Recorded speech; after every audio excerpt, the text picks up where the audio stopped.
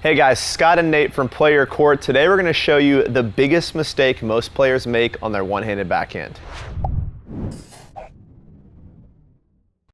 All right guys, today we're talking about the one-handed backhand, and sadly my good buddy Nate is actually having some wrist injuries and starting to play with taking this one-hander more seriously and maybe even playing with it full time. So in the process we've stumbled, yeah, I mean his two-hander wasn't that good anyway, so it'll probably be fine, but in the process of Nate playing around with this one-hander, we've stumbled across all kinds of new ideas for content. This video today is one mistake that's for all skill levels, but as you guys probably know by now, we do have a community where not only do we pair you with players, but we give you custom video coaching based on what you've got going on, so definitely check that out.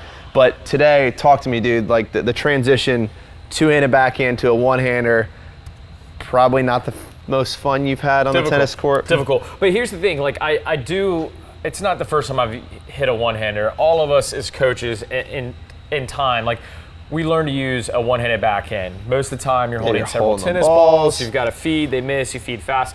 It's different when you're hitting with a beginner than it is with a Division I college athlete, so if I'm with though. Returning from up here guys, off a kick serve is way different than rallying with a beginner, right? I would never play college guy with a one-hander. But I'm learning a lot, trying to incorporate it more. So it's one thing to teach it, but it's a whole other thing to experience. And what I've realized is that every level, from the intermediate to the advanced, there's one mistake that is consistent, and it's the lack of knowledge of how to use the non-dominant arm or using the non-dominant arm at all. Not at all, yeah. Yeah, and it's dabbling with that has given me the biggest improvement.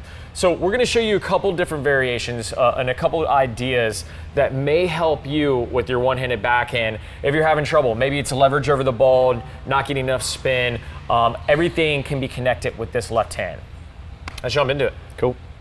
One of the biggest issues that we commonly see, especially with beginner players or intermediates, players that have just been in the game for a few years, is that they're playing with a one-handed backhand. Maybe it's a little bit freer, but if the racket is starting low, they're having a really difficult time with those high balls, and they're having a hard time producing any pace or any spin. So I'm gonna show you what that looks like, and then we're gonna talk about the fix. And I'll give you some insights here as I hit a one-handed backhand starting low. All right, so on these first couple balls, the backhand's not bad, but the ball is staying relatively low inside the strike zone. You'll see some of these balls lack a little bit of depth, a little bit of pace, because the racket's just not creating any leverage by falling from space. We want to get the racket moving and create energy out to the ball. What you'll see in the next three, though, is the ball gets higher.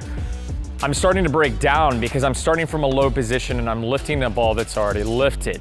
On the third ball you'll see here, I go ahead and I back up to give space to try to get that ball into the strike zone. But the problem here is that we're giving up positioning, which is not advantageous if I'm trying to win the point.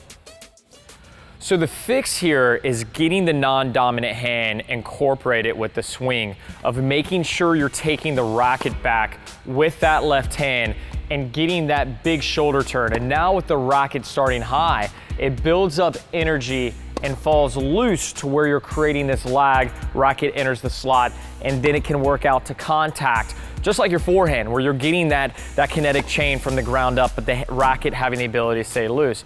Here's the nice part. If the ball is high, your racket is already high, and there you can work better taking the ball early, maybe on the rise or at the apex, and then working through that swing.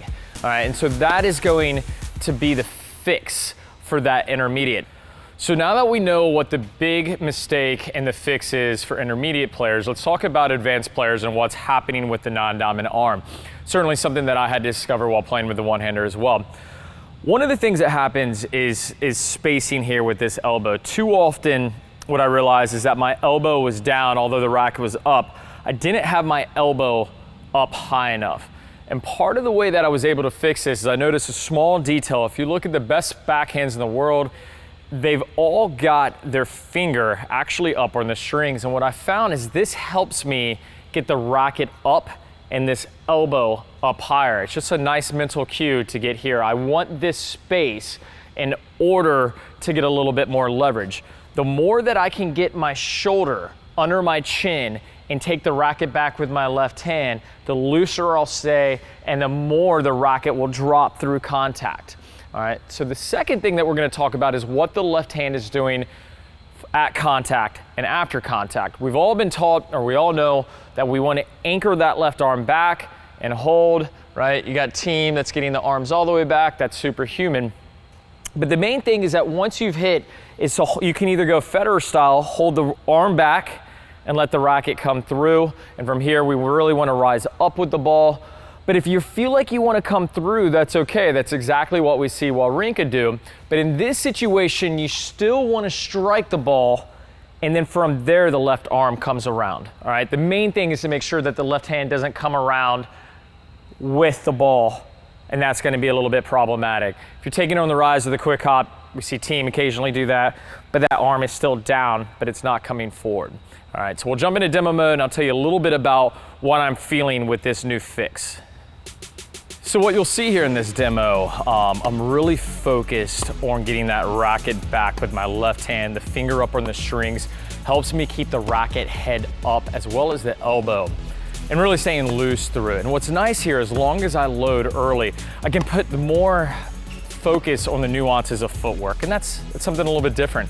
Forcing to take the ball a little bit earlier, keeping the ball from getting over my shoulder. You know, on a two-hander, if a ball got up on me a little bit, you can really leverage it through with two hands. But here I really want to be focused on getting the unit turn, getting the shoulder under the chin, loading that racket, and then just staying loose. And something else here you'll notice, a lot of times when I set that right foot, I step across and I'm raising up as I strike the ball. And I found that to be really helpful. There's plenty of things that I can work on. Feel free to leave them in the comments if you noticed something. Don't pick it on too much. It's about 6 weeks in, but feeling okay about it so far. All right, so while it's a bummer, obviously, that you're going through this injury, kind of interesting as a coach to finally have to hit a one-hander. I know you've coached all kinds of players to Division I college scholarships, to USTA national titles, the whole nine, but it's a whole different ballgame hitting a one-hander than it is coaching it, right? Like Bill Belichick doesn't throw a lot of touchdown passes. Maybe once, twice. Just new insights, right? It's easy to know the X's and O's, but when you're experiencing it, it's just nuances of what do you feel, what do you see. Like those are the things that are valuable, and we'll keep working on it. I mean, hopefully the wrist gets better soon, but I'll keep working on it because I think it'll make me a better coach, being able to deliver content to you guys and my students. Up next is definitely work on the high ball. I'm electing to chip predominantly. Yeah, he is. It's making it a lot more fun to play singles against him right now. That's great. Don't be too hard on my dude either, man. Like this is different. Like I've spent, I mean, how many years have you spent in a two-handed backhand? It's not all of them. All of a sudden just going to be this one-hander looks amazing. So I can't wait for the internet trolls to just rip apart your backhand. I'm cool with it. Like give me some tips. Give me some tips. We're all here to get better, including myself. So all good, guys. If you like today's video, get in our community. Guys, I know we talk about this, we plug this, and you're probably turning the video off right now. The reason we plug this community is because it's literally a no-brainer. You're gonna save more than you pay right out of the gates with deals and discounts from partner brands like Wilson, you know, the best racket manufacturer in all of the universe. But seriously, if you're looking to meet new players, if you're looking to improve your game, if you're looking to do anything tennis related, you're being foolish if you're not inside this community. So jump in there, check it out. Also, if you like this video, or you know you have some funny things to say about Nate's backhand, press the like button, or comment, my grip. Yeah, or your grip, nice lavender. Comment down below, and we'll see you guys in the next video. Thanks for watching. Later. Uh-oh. Here comes a hammer. Uh-oh. Can't touch this. Ding, ding, ding, ding. Dick. Ding, ding. That's such a good song, man.